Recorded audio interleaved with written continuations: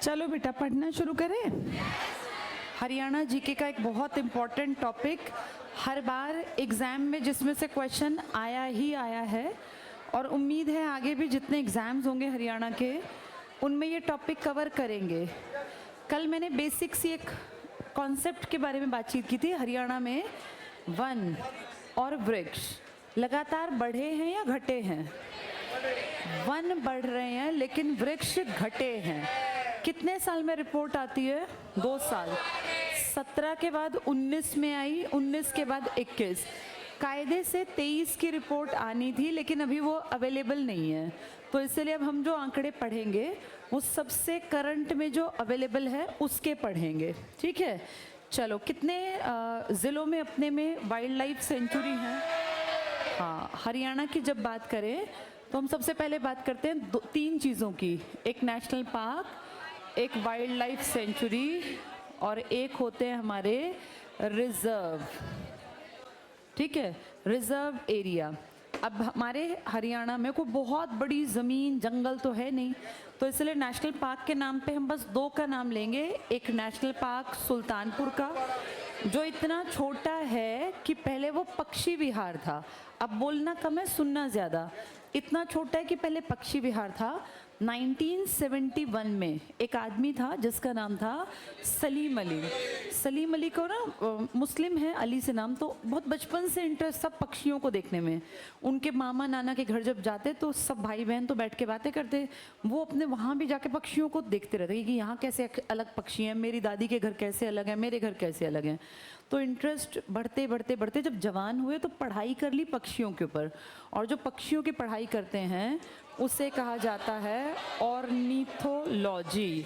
तो ये जो बने वो बने ऑर्निथोलॉजिस्ट, क्योंकि उन्होंने ऑर्निथोलॉजी, पक्षियों का विज्ञान पढ़ा और फिर फेमस हो गए। उस ज़माने में इतना अलग हटके कौन ही सोचता था। इतने प्रसिद्ध हुए कि देश की पीएम इंदिरा गांधी भी इनको बाय नेम जानती थी। बर्ड मैन ऑफ इंडिया कहलाते हैं। तो इन्होंने 1971 में, जैसे बहुत सारा देश में काम चल ही रहा था, इन्हीं के नाम पर हमारे हरियाणा में सुल्तानपुर एक गांव पड़ता है, गुड़गांव में, उसके पास एक छोटी सी झील थी और उसके आसपास बहुत ज़्यादा कीकर के पेड़ थे। तो आप सब जानते हो हमारे गांव में कीकर तो नॉर्मल बिना किसी केयर के भी बढ़ जाती है ना।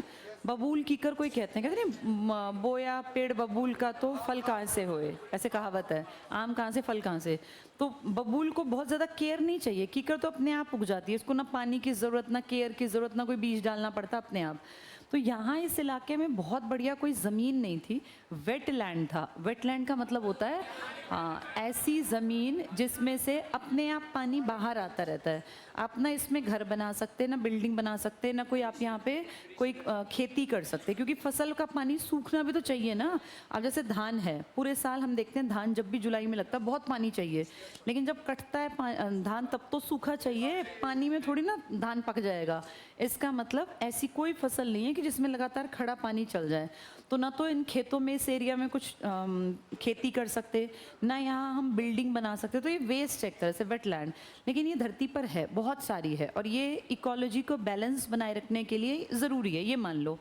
तो ये कहा भाई क्या करें यहाँ, तो इसको पक्षी बहुत ज़्यादा आते थे यहाँ, इस मौसम में आने स्टार्ट होते हैं। अब नवंबर आ गया ना, जा रहा है, ये लगा लो दिसंबर, जनवरी, फरवरी, 3 महीने बहुत ज़्यादा पक्षी आप देख सकते हो। एक तो चंडीगढ़ की लेक में सुकना झील जिसे कहते हैं, और एक हमारे हरियाणा की सुल्तानपुर में। यहाँ सारे जितने पक्षी अलग अलग आएंगे ना, इनमें सबसे फेमस है साइबेरिया की सारस, साइबेरियन क्रेन कह देते हैं। बहुत लंबी लंबे से पैर होते हैं उस पक्षी के, भारी भरकम सा होता है। वहाँ साइबेरिया, रशिया का ऊपरी हिस्सा, बहुत ठंड पड़ती है इस मौसम में, वहाँ असहनीय ठंड पड़ने लगती है। तो पक्षी भी कितना समझदार है, वहाँ से पूरे के पूरे झुंड में उड़ना शुरू हो जाते हैं, कई हज़ार किलोमीटर की यात्रा करके अब यहाँ वो आ चुके। और आपको पता होगा जब पक्षी उड़ते हैं, हाँ, तो वी शेप में उड़ते हैं ना, एक आगे लीड करता है, बाकी सब उसके पीछे चलते हैं। तो ये इतनी दूर माइग्रेटरी बर्ड्स में आता है साइबेरियन क्रेन का नाम। ये हमारे नेशनल पार्क में आती है। नेशनल पार्क बाद में बना, पहले पक्षी विहार था। 1971 में पक्षी विहार बना और 20 साल बाद नेशनल पार्क बन गया। अगर पेपर में 1991 ना मिले तो 1989 भी मिल सकता है। विकिपीडिया पे चेक करना, दोनों हैं। HSSC ने अपने पेपरों में हर बार माना है 1991 को, तो हम दोनों को मान लेंगे। 89 भी ठीक है, 91 दोनों आ गए तो 91 टिक करना। पहली प्रायोरिटी 1991 को देना, ना मिले तो 1989। अब मान लो आए ही ना, 87, 86, 85, 89 आ गया, फिर क्या टिक करोगे? 89।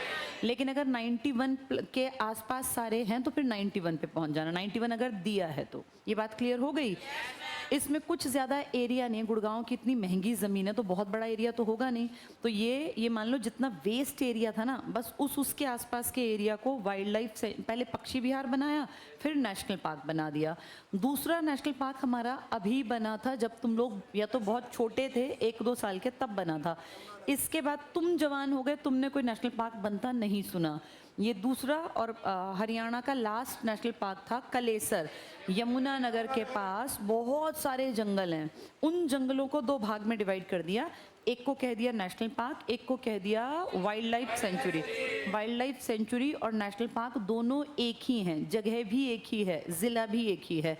यमुनानगर में सड़क के किनारे जब आप जाओगे हिमाचल यूके उत्तराखंड की तरफ, तो आप देखोगे यहाँ पर पूरा सड़क के किनारे पूरे का पूरा एरिया लश ग्रीन फॉरेस्ट है, ऐसे पूरा कवर्ड है। आपको फील भी नहीं होगा कि आप हरियाणा में हैं, ऐसा लगता है किसी हिल स्टेशन पर हैं। इतना सुंदर पूरा भरा हुआ है हरियाले पेड़ों से। यहीं पर इसी में से एक एरिया को कह देते हैं ये नेशनल पार्क है, और एक एरिया का नाम रख दिया वाइल्ड लाइफ सेंचुरी। तो ये नेशनल पार्क हमारा, अगर इसको मान लें, ये मान लें वाइल्ड लाइफ सेंचुरी, तो ये नेशनल पार्क उस जो अपना गुड़गांव वाला है ना छोटा, उससे तो बड़ा है काफ़ी, क्योंकि एरिया भी तो बड़ा है ना भाई, गुड़गांव का टोटल एरिया भी तो कम है। तो ये नेशनल पार्क हरियाणा के बड़े नेशनल पार्क में काउंट होता है। यहाँ पे एक खास बात यह है, सबसे ज़्यादा यहाँ पेड़ मिलता है साल, तो साल के वृक्ष की बहुलता है, अधिकता है। यहाँ कहते हैं अंदर एक पेड़ है सिंदूर का भी, सिंदूर जो वो लाल सा, बहुत लोग देखा होगा ना आप लोगों ने, माता के दरबार इन सब में मिलता रहता है, उसमें जो चढ़ावा लेके जाते हैं तो उसमें सिंदूर, ये सिंदूर पेड़ से, पेड़ के किसी पार्ट को पीस के बनता है। तो हमारे हरियाणा में सिंदूर का पेड़ एकमात्र कहाँ मिलता है? कलेसर। यमुना पे कलेश होता है तो इसका नाम क्या है? कलेसर। कलेसर नेशनल पार्क बाद में बना। तो 2 ही नेशनल पार्क हैं, पहले एक पक्षियों का था, फिर बन गया वो नेशनल पार्क, और एक अपना कलेसर में। तो उसको देखें तो 1991, इसको देखें 2003, यानी बाद में कौन सा बना? कलेसर। बड़ा है कलेसर यमुनानगर वाला, छोटा है और पुराना है सुल्तानपुर। वहाँ कौन से पक्षी वहाँ ज़्यादा आते हैं? अभी हमारे लिए प्राउड की बात यह है कि 2021 में इस सुल्तानपुर वाले को नेशनल पार्क कह लो, इसको वेटलैंड कह लो, इसको रामसर साइट्स में शामिल कर लिया। हरियाणा की 2 साइट को इंटरनेशनल लेवल पर रामसर साइट में शामिल किया गया। मैंने कल भी बताया था, भिंडावास सुंदर झील और पक्षियों के लिए, और एक सुल्तानपुर, झील सुंदर नहीं है लेकिन पक्षी यहाँ भी बहुत हैं। क्या ये बात क्लियर हो गई? ये हो गए नेशनल पार्क। कल मैंने आपको 8 वाइल्ड लाइफ सेंचुरी पढ़ाई थी, कितने जिलों में थी? 6। ऊपर से स्टार्ट कर दो। पंचकुला में 2, एक खोल ही रहतान वीर शिकारगढ़, यमुनानगर में एक कलेसर, कुरुक्षेत्र में एक छिलचिला, सिरसा में एक अबूब शहर, रेवाड़ी में नाहर, और झज्जर में 2 खापड़वास और भिंडावास। अगर ज़िले कहें तो 6 और वाइल्ड लाइफ कहें तो 8। अब बात करें रिजर्व्स की, कंजर्वेटिव एरियाज़ हैं ये, तो 2 एरिया, एक कैथल में पड़ता है और एक जींद में। क्या कैथल और जींद आसपास हैं? बिल्कुल।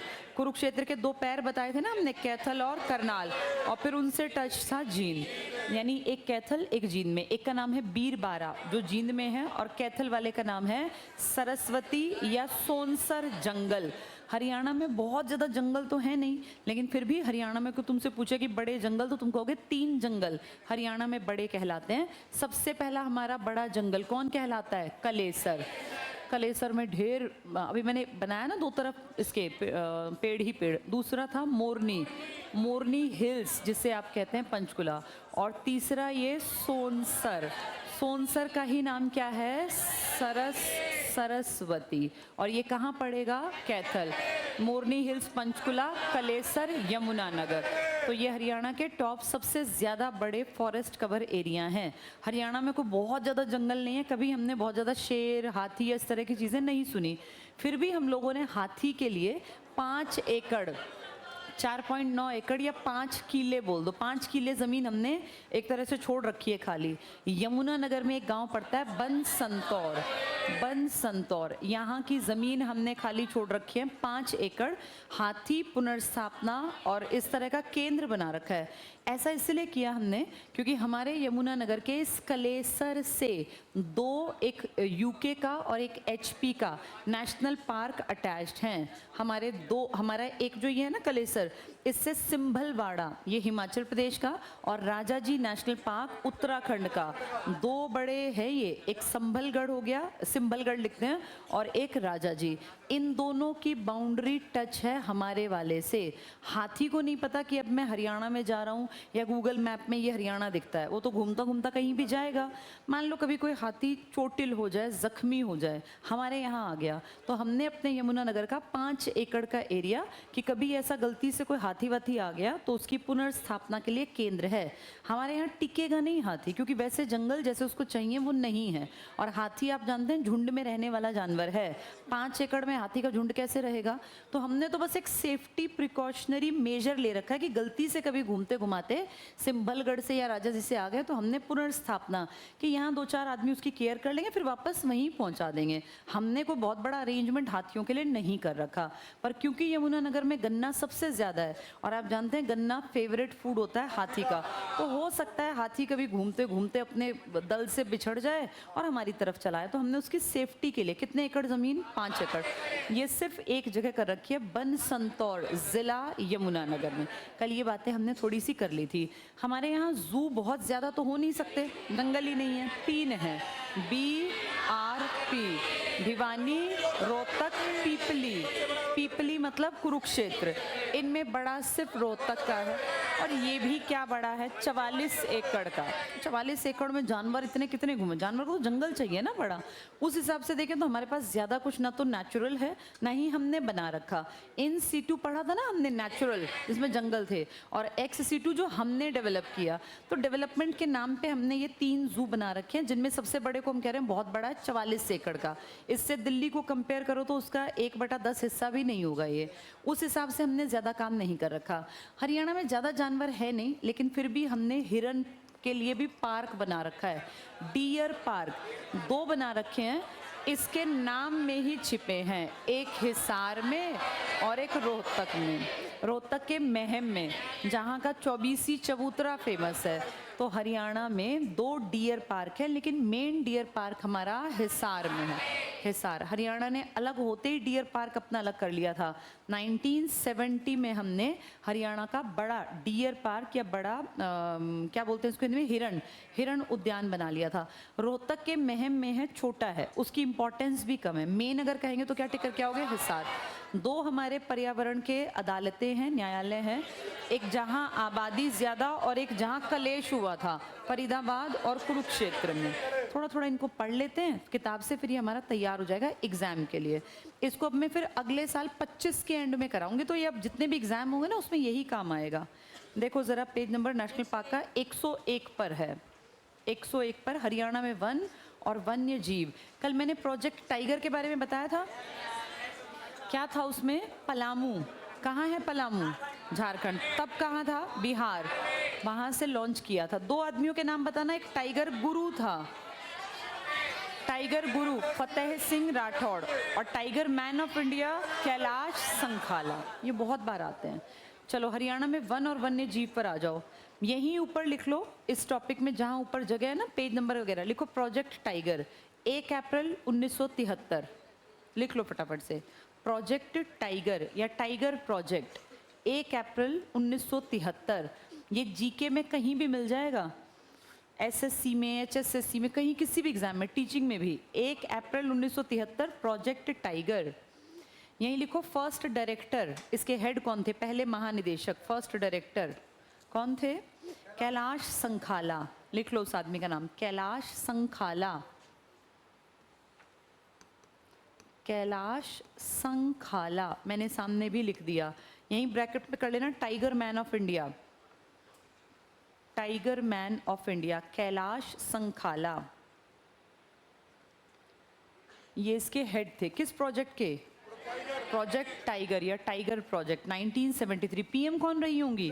इंदिरा गांधी। 70s में बहुत काम किया हमने, वाइल्ड लाइफ सेंचुरीज के लिए, प्रोटेक्शन के लिए एक्ट भी बनाए। इसी में लिखो फतेह सिंह राठौड़, टाइगर गुरु फतेह सिंह, ये आईएफएस अधिकारी थे, Fateh Singh Rathore, IFS, Indian forest services में बड़े अफसर थे ये, उस जमाने के यूपीएससी क्रैक करके गए हुए आदमी, फतेह सिंह राठौड़। इसके सामने लिखना टाइगर गुरु, तो दो हो गए, एक टाइगर मैन ऑफ इंडिया और एक टाइगर गुरु, दोनों इंपॉर्टेंट आदमी हैं।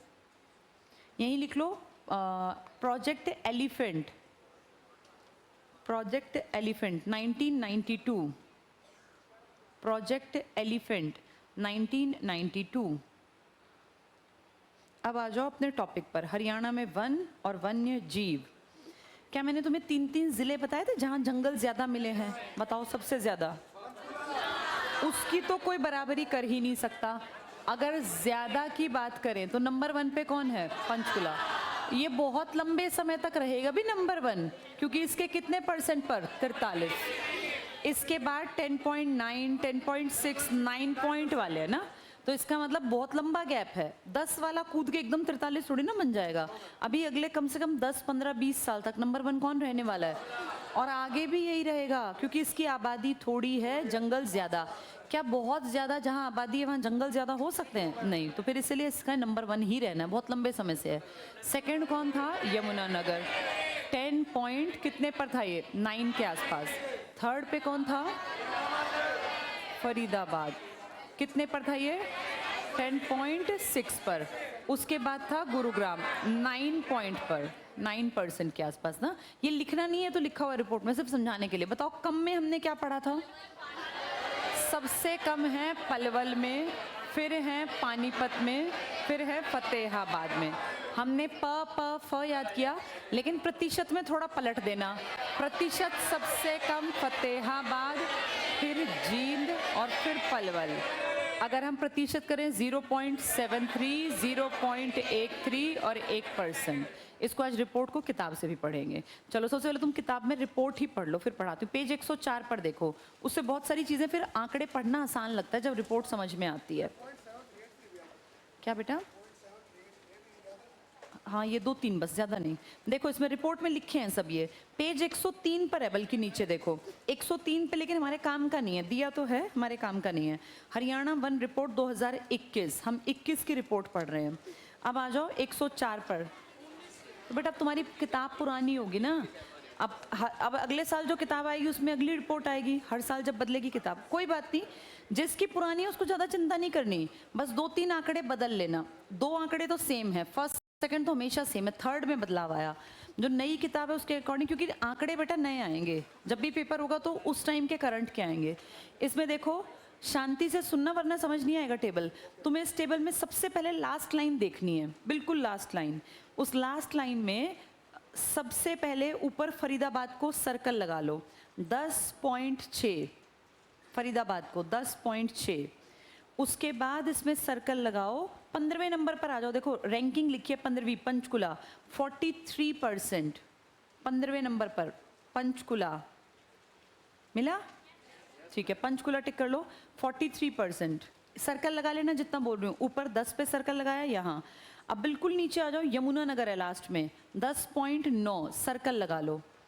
तुमने 3 सर्कल लगा लिए, 43%, 10.9 और ऊपर 10.6। कौन था ये 10.6 वाला? फरीदाबाद।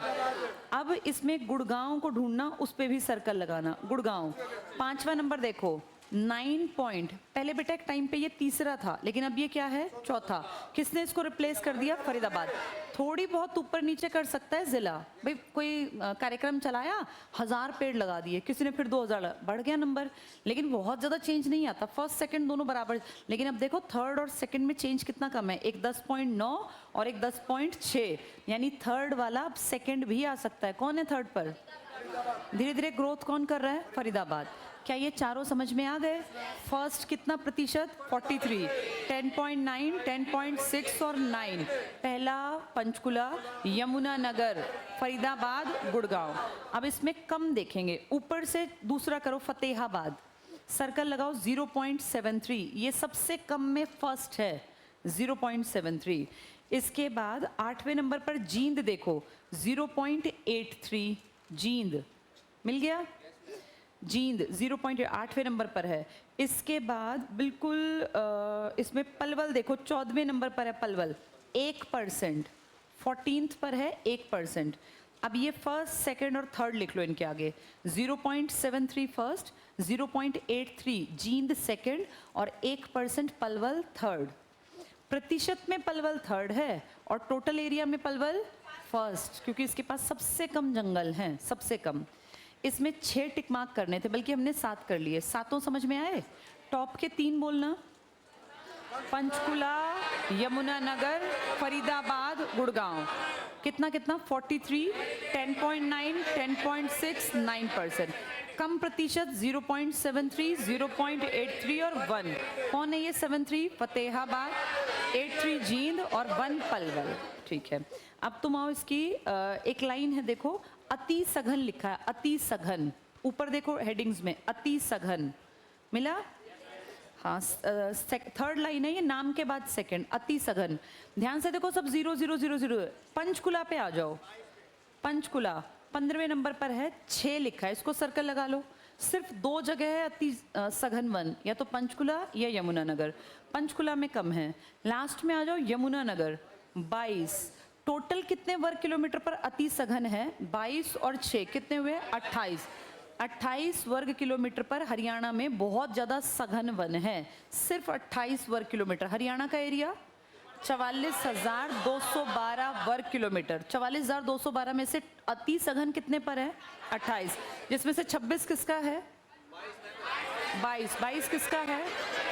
और 6 किसका है? तो पंचकुला में अति सघन कम है, अति सघन ज्यादा है यमुनानगर में। बस ये 2, बाकी सब में तो 0 ही है। ठीक है, इस हाँ, ज्यादा घने, डेंस फॉरेस्ट। हाँ, इसके बाद आ जाओ नीचे, कुल योग पे ध्यान दो। कुल योग 44,212, ये तो हमारा एरिया लिखा है, अंडरलाइन कर लो। हरियाणा का एरिया 44,212। इसमें अति सघन को अंडरलाइन करो, 28। 28 किन 2 जिलों में बटे हुए हैं? 2, मेन यमुनानगर, पंचकुला में कम, उसमें सिर्फ 6, इसमें 22। इसके बाद इसमें एक टिक करना, 1603 लिखा है देखो, कुल वन क्षेत्र 1603। कल मैंने 1603 डिवाइड करके बताया था, कल मैंने 3328 कुछ बताए होंगे ना, 3028 बताए थे ना। ठीक है, अभी कुछ मत लिखो, ये सब आगे पॉइंट्स में लिखा है। अगर तुम्हें टेबल समझ में आ गया तो पॉइंट्स तुम्हें आसानी से समझ में आ जाएंगे। इस टेबल में क्लियर हो गई सारी चीज़ें। 7 हमने सर्कल लगाए हैं, अति सघन में 2 सर्कल लगाए, टोटल एरिया देखा। अब आओ पहले पेज पर, अब रिपोर्ट पढ़ेंगे, क्योंकि ये सब अब लिखित में है। पहले पहला पॉइंट देखो, 1966 में वन क्षेत्र हमारे पास सिर्फ 3.9 था, यानी टोटल 4% भी नहीं था। देश कितने परसेंट की बात करता है? 33। हमने अपना बनाया 20, लेकिन अब हम कह रहे हैं हम 10 कवर कर लें, बहुत है। हम 3.9 से आगे बढ़ गए, लेकिन अभी भी हम 7 पे नहीं पहुंचे। टारगेट है 10 का, तो अभी भी मेहनत करनी है। ये टिक कर लो। जब हरियाणा अलग हुआ तो हमारे पास टोटल 3.9 कवर्ड एरिया था, जंगल, वन सब कुछ मिला के। वर्तमान में 6.8 कर दिया, बढ़ तो गया, पहले से बढ़ गया 6.8। पहले कितना था जब अलग हुए थे? 3.9। हमने क्या बढ़ाया होगा? हमने कोशिश तो की वृक्ष की, लेकिन वृक्ष काटे ज्यादा है। वनाच्छादन कि उबड़ खाबड़ जहाँ जंगल हैं, कैसे बढ़ सकते हैं बेटा जंगल? आदमी तो बढ़ने नहीं देंगे। सरकार नीतियां बना देती है। जैसे सरकार ने अलग होने के बाद 3 तरह के जंगल बना दिए। एक को कह दिया आरक्षित वन, एक को कह दिया संरक्षित वन, और एक को कह दिया अवर्गीकृत वन। इससे बढ़ते हैं जंगल। अवर्गीकृत यानी जो प्रॉपर तरीके से ऑर्गेनाइज्ड नहीं है, अनऑर्गेनाइज्ड, की पता नहीं कहाँ क्या कितने जंगल हैं पता ही नहीं है। ध्यान से सुनना। अब आरक्षित को रिजर्व कहते हैं। कोई भी आदमी सरकार की बिना परमिशन के यहाँ एंट्री भी नहीं कर सकता। हरियाणा मिला, अलग हुआ, एक एरिया को कर दिया कि भाई इस एरिया में कोई भी आदमी बिना सरकारी परमिशन के, लेटर के घुस नहीं सकता। अगर उसने यहाँ एंट्री की विदाउट परमिशन तो उसके ऊपर केस बनेगा। और तुम्हें पता है वाइल्ड लाइफ के केस में निकलना बड़ा आसान नहीं होता है। अभी पीछे ये नहीं फंस गया था एलविश यादव, याद है तुम्हें?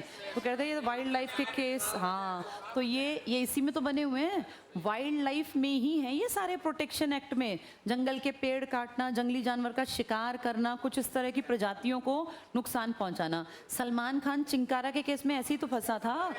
जिस जगह आपकी एंट्री बैन है, आप किसी की परमिशन लेके भी वहाँ, किसी नॉर्मल आदमी की परमिशन से वहाँ कोई नहीं जा सकता। सरकार के लिखित दस्तावेज आपके पास हैं तो आप वहाँ अलाउ होंगे। इसका मतलब इनको कभी कोई काट ही नहीं पाएगा, क्योंकि यहाँ जाएगा कोई कैसे, ये तो आरक्षित हैं। और हरियाणा का लगभग 15% हिस्सा हमारा आरक्षित है।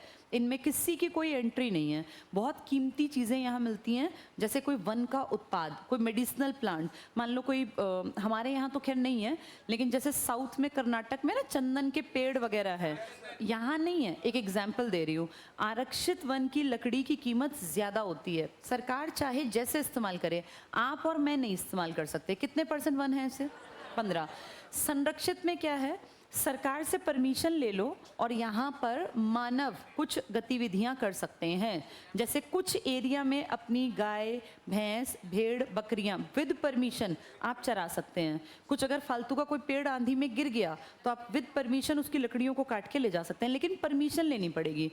परमिशन कोई बड़ी दिक्कत नहीं है, आसपास जो वही फॉरेस्ट ऑफिसर बैठता ही है, वहाँ आप लिखित में दे दो तो वो भी कहते हैं ठीक है, जंगल साफ हो जाएगा, ले जाओ, हमें क्या करना है।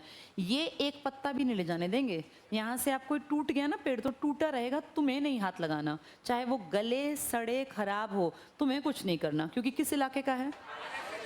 संरक्षित में हम पूछ के काम कर सकते हैं और सबसे बड़ा इलाका इसी का है। ये लगभग 74% हिस्सा संरक्षित है। तो सरकार इतनी पागल तो है नहीं कि सारे को खत्म करवाएगी। कुछ कंडीशंस के साथ वो कहते होगा ठीक है यहाँ पे ये काम कर लो, लेकिन ऐसा मत करना।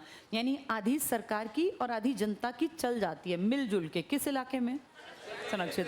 अवर्गीकृत में सरकार ने फ्रीडम दे रखी है, ना कोई गिनती, ना कोई लिखत, ना कोई पढ़त। कोई यहाँ से पेड़ काटो, कोई लकड़ियाँ ले जाओ, कोई आग लगाओ, कोई पूछता नहीं है, जैसे कार्यवाही नहीं करते। तो बहुत सारे गांव में देखा नहीं, बाहर जो एक कीकर के छोटे मोटे पेड़ होते हैं, कितने गांव के लोग लकड़ियाँ ले जाते हैं, इनकी कोई गिनती नहीं है। लेकिन कुछ पेड़ तुमने देखा उन पर गिनती लिखी होती है, अगर वो कोई काट ले तो बेटा केस बनता है और उस केस से जिंदगी भर बाहर नहीं आ पाता आदमी। जुर्माना देना है, सजा भुगतनी है। वो सब किस में गिने जाते हैं? या तो आरक्षित या संरक्षित। संरक्षित में आप अगर काटोगे ना पेड़ तो परमिशन लेनी पड़ेगी। इसमें भी स्ट्रिक्ट रूल हैं। हाँ, उतने स्ट्रिक्ट नहीं है जितने किसके हैं। 10% लगभग 9.75 ये आपका अवर्गीकृत है। यानी 10% जंगल ऐसे हैं जिसमें कोई लकड़ियां काट लो, कोई वहाँ पे गाय भैंस चरा लो, कोई दिक्कत नहीं है, ना किसी से पूछना, ना कोई परमिशन लेनी। आपके गांव के आसपास का इलाका ऐसा ही है। आपके गांव में वर्गीकृत, ये आरक्षित और संरक्षित का इलाका ज़्यादा नहीं मिलेगा, लेकिन शहरी इलाकों में देखो आपको आरक्षित और संरक्षित दोनों तरह के हैं। पूरे ही हरियाणा में सबसे ज़्यादा संरक्षित हैं। जिनकी कोई लिखत पढ़त नहीं है, कोई कुछ भी करता रहे, वो हैं अवर्गीकृत। और दूसरे कौन से बताए? आरक्षित। 74% संरक्षित हैं, 15-16% के आसपास आरक्षित हैं, और जो अवर्गीकृत हैं लगभग 10% के आसपास। पढ़ो अभी ये देखो, इसमें पॉइंट आगे क्या कहते हैं। तो 1966 में 3.9%, वर्तमान में कितना है? 6.8%। राज्य की वन नीति हमारी अपनी राज्य की के अनुसार 20% होने चाहिए, लेकिन हरियाणा ने कह रखा है ठीक है, चाहिए वहीं पड़ा रहेगा, हमें कितने करने हैं? 10%। अपना टारगेट 10 रखो। कितना अचीव कर लिया? 6.8 के आसपास, कहीं कहीं 6.9 भी लिखा है। 7 के करीब पहुंच गए। कितनी दूर रह गए? बस 3। हम 20 को टारगेट मान ही नहीं रहे। ठीक है, कह रखा है 20 होना चाहिए, लेकिन हम 10 को टारगेट मान रहे हैं। आगे पढ़ना। हरियाणा के कुल भूभाग के 10% वनों के विस्तार का लक्ष्य है। तो हमने अपना लक्ष्य कितने % पर रखा? 10। देश कहता है 33। हरियाणा ने अपनी 2006 में कहा था 20, लेकिन फिर हरियाणा अपने आप को जानता भी तो है, तो हमने कहा 20 दिखाने के लिए लिखा है। हमें कितना टारगेट है हमारा? 10। तो हमारा काम है 10 के लिए, लिखित में हमारा 20 है, देश ने कह रखा है 33। अगले पर आ जाओ, एक पॉइंट छोड़ दो, उससे अगला। राज्य में कुल वन आच्छादन और वृक्ष आच्छादन, आच्छादन मतलब भरा हुआ, वन से भरा हुआ और वृक्ष से। जैसे तुम्हारे गांव के आसपास का इलाका वनाच्छादन है या वृक्षाच्छादन है? हर गांव के आसपास बाहर की तरफ पेड़ है ना बहुत सारे, वो वृक्षाच्छादन है बेटा। वनाच्छादन है ना, प्रॉपर वन होते हैं। जैसे कलेसर है, ये वृक्षाच्छादन है या वनाच्छादन है? सोनसर का जंगल, पहाड़ियाँ, सब वनाच्छादन है। पढ़ो। तो इन दोनों को मिलाकर अंडरलाइन करना। तुम्हारी बुक में अगर 3003 लिखा है तो इसके ऊपर लिख लो 3028। ये प्रेजेंट का आंकड़ा है। 3028 लिख लेना, अगर 3003 है तो, और उससे भी कम है तो छोड़ दो उसको, नया लिख लो 3028। हर टॉपिक के लिए किताब नहीं बदलनी होती, किताब पुरानी ही चलती रहेगी, बस आंकड़े बदलने हैं। 3028 लिख लो सबसे नया, बाकी सब छोड़ दो। आगे पढ़ो, ये राज्य का कितना परसेंट है, टिक करो 6.8%। इसमें वनाच्छादन, अगर तुम्हारी बुक में 1598 लिखा है तो इसको छोड़ दो, वृक्षाच्छादन 1415 लिखा है तो इसको भी छोड़ दो। यहाँ लिख लो, वृक्षाच्छादन के पास लिख लो, ये अब 1425 है, जहाँ 1415 लिखा है वहाँ 1425, 1425। और जहाँ लिखा है ना 15 कुछ लिखा है, 1598 या जो भी, वहाँ लिख लो 1603। वन के पास अपने हाथ से 1603 लिख लो, और वृक्षों के पास 1425। इन दोनों को ऐड करके देखना, दोनों को जोड़ दो, 3028 आएगा। आ गया समझ में? बताओ, एक कितना है 1603, और एक कितना है 1425, दोनों को ऐड किया तो 3028। कितने परसेंट थे जब तुम अलग हुए थे?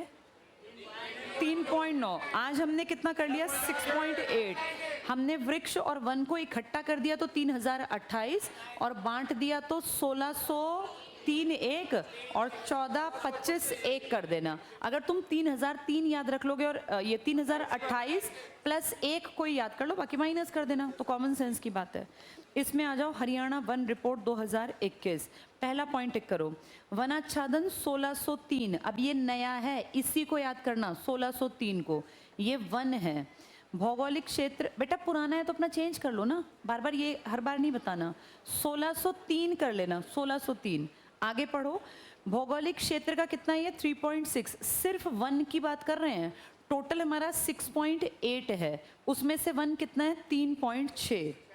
अब इसमें नीचे आ जाओ, कितनी तरह के वन है, टिक करो वनों का वर्गीकरण। पहले संरक्षित, मैंने उल्टा बोल दिया क्या? नहीं, ठीक बोला था, ठीक है। आरक्षित 15%, तो इन्होंने लिख ऐसे रखा है, मैंने बताया था पहला आरक्षित फिर संरक्षित, कोई बात नहीं, परसेंटेज मेन है। टिक कर लो, संरक्षित 74%, आरक्षित 15%, या 16 भी मान सकते हैं, 15.9 है तो कोई नहीं, 15-16 कुछ भी मान लेना। अवर्गीकृत 9.75। किसकी कोई लिखत पढ़त कुछ जरूरत नहीं है, कहाँ तुम्हारा कुछ भी नहीं चलना, कोई अप्रोच नहीं चलनी, और कहाँ लिखवा के काम चल जाएगा। संरक्षित ज्यादा हिस्सा किसका? संरक्षित का, जहाँ परमिशन से काम कर सकते हैं, जहाँ बिल्कुल काम नहीं होगा आरक्षित, जहाँ पूछने की भी जरूरत नहीं है वो अवर्गीकृत। ये टिक कर लो, लिख लो संरक्षित के पास with permission human activities, with permission human activities, यानी मानव क्रियाकलाप संभव है लेकिन पूछने के बाद, परमिशन के बाद, विद परमिशन ह्यूमन एक्टिविटीज। आरक्षित में लिखो, क्या लिखोगे? हाँ, नो एंट्री, बस तुम्हें ही समझना है ना, नो एंट्री लिख लो, कोई मतलब ही नहीं वहां जाने का, नो एंट्री जोन है ये। इसमें किसी की ना लिखत ना पढ़त ना परमिशन, यहाँ डीसी की भी नहीं चलेगी, इस पे केस बनेगा सीधा। कौन से वाले इलाके पे? आरक्षित। कितना परसेंट है ये? 15.9 या 16 कह लो, एक ही बात है। अगले पे आ जाओ, अवर्गीकृत, ये तो खुला है, कोई कुछ भी, यहाँ पेड़ काटो, किसी की बकरियां चरे तो कोई नहीं, ये फ्री जोन तरह का है कि भैया जिसका जो मन करे वो यहाँ खेती वेती कर सकते हैं।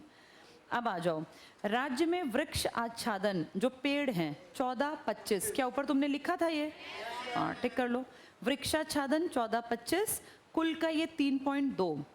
सर्वाधिक वन क्षेत्रफल वाला जिला, वेरी वेरी इंपॉर्टेंट, पंचकुला, टिक कर लो। अब ये तुम्हें एरिया बता रहे हैं, तुम तो प्रतिशत पढ़ के आए थे ना पीछे, ये एरिया बता रहे हैं, टिक कर लो। पंचकुला में 392 वर्ग किलोमीटर।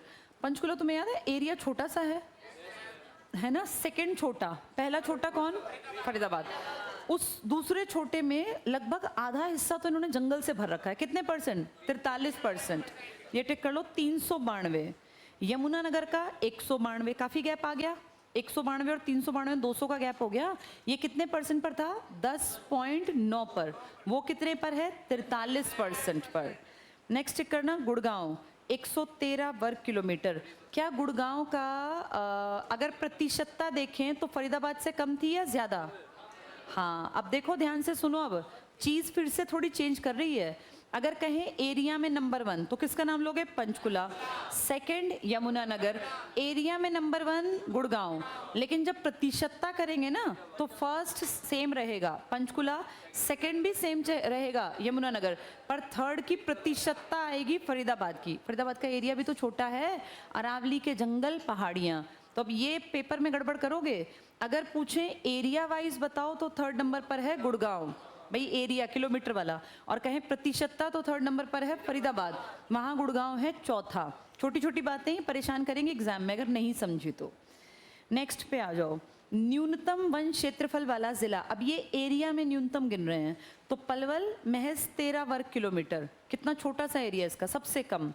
और पानीपत 16 वर्ग किलोमीटर, फतेहाबाद 18। तुम्हें ये 16-18 याद नहीं करने, तुम्हें प फ याद रखना है। सबसे कम पलवल, सेकंड पानीपत, तीसरा फतेहाबाद। एक का याद करना 13, फिर 16-18 तो ना भी याद करो चल जाएगा। अब आ जाओ प्रतिशतता के आधार पर सबसे ज्यादा वन, अंडरलाइन करो पंचकुला, कितने परसेंट? 43। यमुनानगर 10%, फरीदाबाद 10.6, लिख लो यहाँ 10.6। फिर गुड़गांव भी लिख लो 9%। गुड़गांव और फरीदाबाद में नंबर बदल देना, एरिया पूछे और प्रतिशत पूछे तो आंसर बदलेगा। गुड़गांव 9%। नेक्स्ट पे आ जाओ, प्रतिशतता के आधार पर न्यूनतम वन वाले जिले। सबसे कम प्रतिशत कहाँ? फतेहाबाद, कितना? 0.73, जींद 0.83 और पलवल 1%।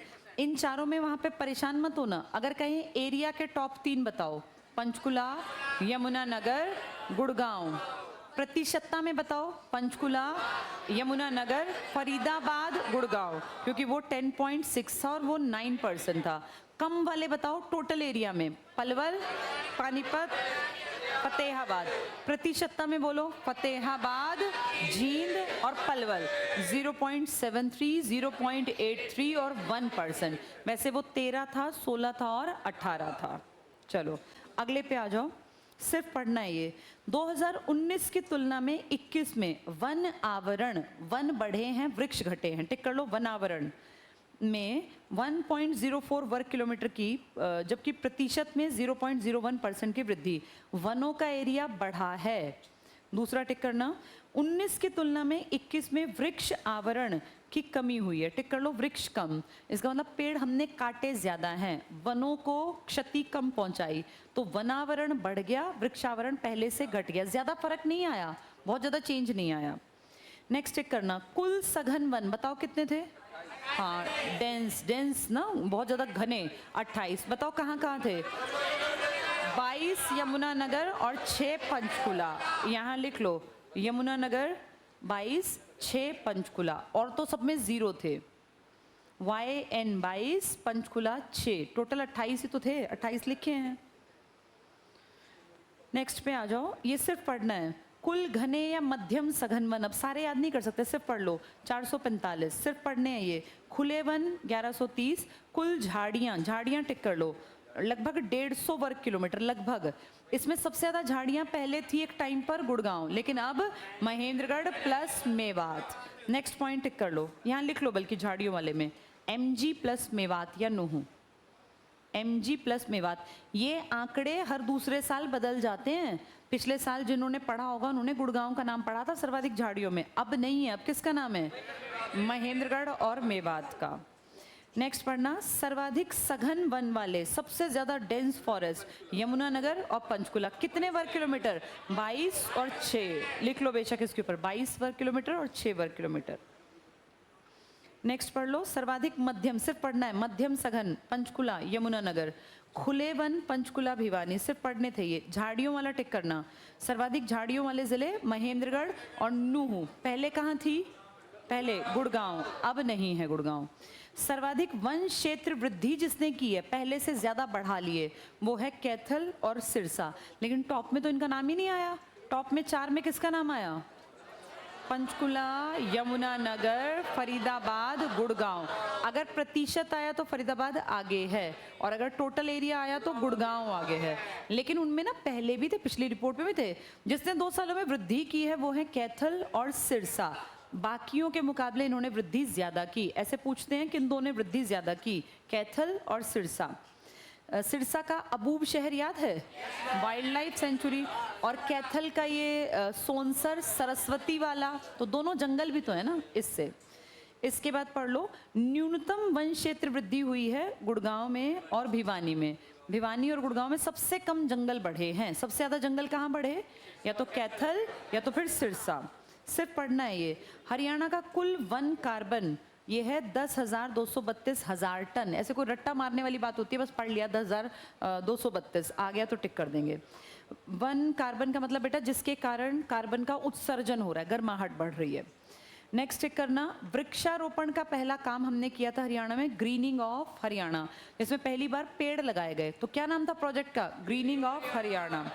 वन नीति टिक कर लो, 2006 में घोषित की गई। कितने परसेंट की बात करती है वन नीति, 20%, लेकिन हमें पता है 20% नहीं, हम कितने के बैठे हैं 10। कितने तक पहुंच गए, 6.8।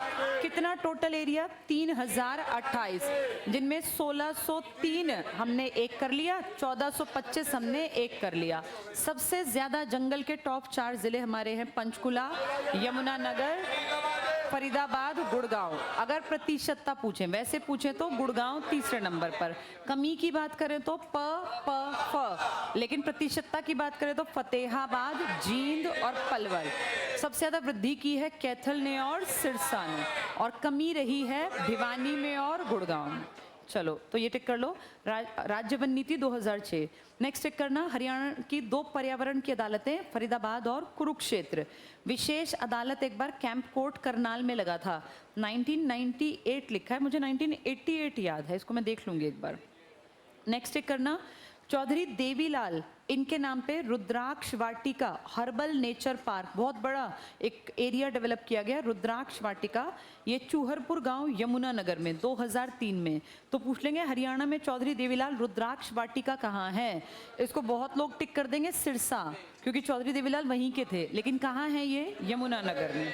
यमुनानगर में पेड़ों की संख्या कम है या ज्यादा, सेकंड ज्यादा है, कितना परसेंट, 10.9, लेकिन इसके पीछे पीछे 10.6 भी आ गया, कौन, फरीदाबाद।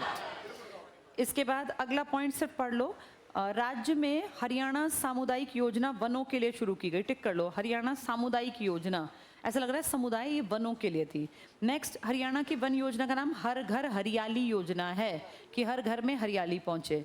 नेक्स्ट पॉइंट, हरियाणा के दक्षिण पश्चिम भाग में जांटी या खेजड़ी, कल मैंने बताया था ना, ये हरियाणा का चंदन कहलाता है, बहुत गर्मी को सहन कर सकता है, गर्मी में भी इसके पत्ते टूटते नहीं है, बल्कि इसकी सब्जी बनती है, इसकी छोटी छोटी बीन्स टाइप की फलियां लगती हैं इस पे, टिक कर लो। खेजड़ी नामक वृक्ष हरियाणा का चंदन वृक्ष, इंपॉर्टेंट है, हरियाणा का चंदन, जांटी या खेजड़ी, ये उस बेल्ट में है जो राजस्थान से टच है, या तो दक्षिणी या तो पश्चिम। नेक्स्ट टिक करना, सिर्फ पढ़ लो, हरियाणा वन विकास निगम बना था 1989 में, सिर्फ पढ़ना था ये। हरियाणा में वन विभाग में पहली बार एक लेडी आई थी, देश की पहली, अमरिंदर कौर, पुरानी बात हो गई, अब तो 9 साल पुरानी बात हो गई है। बागवानी विभाग द्वारा फलों के उत्पादन में वृद्धि करने के लिए क्लस्टर पद, क्लस्टर समझते हो, एक एरिया, जैसे हरियाणा का एक एरिया है फतेहाबाद सिरसा साइड, यहाँ बहुत ज़्यादा काम कर रहे हैं पिछले कई सालों से मौसमी की जो प्रजाति है ना उसके फलों पर। जैसे ये कीनू आता है ना, अब कीनू आएगा, कीनू के बेटा कई कई एकड़ में बाग लगा रहे हैं, तो क्लस्टर योजना है कि वहाँ पे कीनू खट्टे फल बढ़िया उत्पादन देते हैं, वहाँ की मिट्टी बढ़िया है, इसे कहते हैं क्लस्टर, कि किसी एक खास एरिया में कुछ खास ज़्यादा पैदा हो सके। तो ये टिक कर लो, क्लस्टर पद्धति, फलों के उत्पादन में तीव्र वृद्धि के लिए बागवानी है ये क्लस्टर। नेक्स्ट, राज्य में सबसे ज्यादा ट्यूबवेल नलकूपों द्वारा सिंचाई कहाँ होती है, कैथल। इसने पेड़ भी बढ़ाए हैं ना, सबसे ज्यादा पेड़ किसने बढ़ाए, कैथल और सिरसा। सबसे ज्यादा चावल की जो किस्में पैदा करता है ना वो भी कैथल है। सबसे ज्यादा गुरुद्वारे जो पूछे गुरुद्वारों का शहर वो भी कैथल है, और नवग्रह कुंड की काशी यादव वो भी कैथल है। ये टिक कर लो, सबसे ज्यादा ट्यूबवेल कैथल में। लिख लो चावल की किस्में ज्यादा, तो चावल में बार बार चाहिए पानी, तो इसमें ट्यूबवेल सबसे ज्यादा, चावल की किस्में सर्वाधिक। नेक्स्ट, कम नलकूप है यहाँ पर, पंचकुला। यहाँ कम नलकूप क्यों लगाने पड़े, यहाँ बेटा इतना ज्यादा जंगल है, पेड़ है, पहाड़ियाँ हैं, कितने % जंगल है, 43। आबादी सबसे कम, तो खेती ज्यादा करनी है कम करनी है, कम करनी है। तो जब खेती कम करनी है तो क्यों तुम ज्यादा ट्यूबवेल लगा के छोड़ोगे, तो कम ट्यूबवेल कहाँ लगाए, पंचकुला, ज्यादा कहाँ लगाए, कैथल में। नेक्स्ट टिक करना, राज्य में वन्य प्राणियों के संरक्षण का अधिनियम बना था 1972। इसमें संशोधन कर 91 से शिकार पर प्रतिबंध। क्या तुमने 91 में नेशनल पार्क भी बनाया था? यहाँ लिख लो फर्स्ट नेशनल पार्क, तभी बंद कर दिया। फर्स्ट नेशनल पार्क सुल्तानपुर, तभी तुमने कह दिया अब के बाद कोई शिकार भी नहीं कर। वैसे भी यहाँ कौन से जानवर भागे फिर रहे हैं, कुछ है भी नहीं यहाँ, फिर भी हमने एक भाई देखा देखी कि चलो सब कर रहे हैं हम भी। शिकार पर प्रतिबंध कब से लगा रखा है? 1991 से। नेक्स्ट एक कर लो, सुल्तानपुर पक्षी विहार का पुराना नाम सलीम अली पक्षी विहार। कौन है सलीम अली? ये साइंटिस्ट है, ऑर्निथोलॉजिस्ट है, पक्षी वैज्ञानिक है, बर्ड मैन ऑफ इंडिया। और tiger man of India Kailash Sankhala. Tiger guru कौन है? फतेह सिंह राठौर। आगे टिक करना, इसकी खोज करने का श्रेय पीटर जैक्सन, माइकल जैक्सन का नाम है पीटर जैक्सन, अंग्रेज था, घूमते घूमते आया, उसने देखा अरे सुल्तानपुर में बढ़िया पक्षी आते हैं, उसने बनवा दिया ये, तो पीटर जैक्सन ने बनवाया ये। अगला पॉइंट लिखा है राज्य का सबसे बड़ा, सबसे काट दो, सबसे बड़ा बिल्कुल नहीं है, राज्य का बड़ा वन्य जीव अभ्यारण्य है कलेसर। सबसे बड़ा बेटा अबूब शहर है, लिख लो यहाँ, सबसे बड़ा अबूब शहर सिरसा। सिरसा में पेड़ों में वृद्धि हुई है ना? किन दो में वृद्धि हुई है? कैथल और सिरसा। कहाँ कमी आई है? भिवानी और गुड़गांव, गुड़गांव और भिवानी में। नेक्स्ट टिक करना, भिंडावास अपनी सुंदर झील के लिए प्रसिद्ध है। किसमें शामिल हो गया अब ये? रामसर साइट में। रामसर ईरान का शहर है, उसकी साइट में।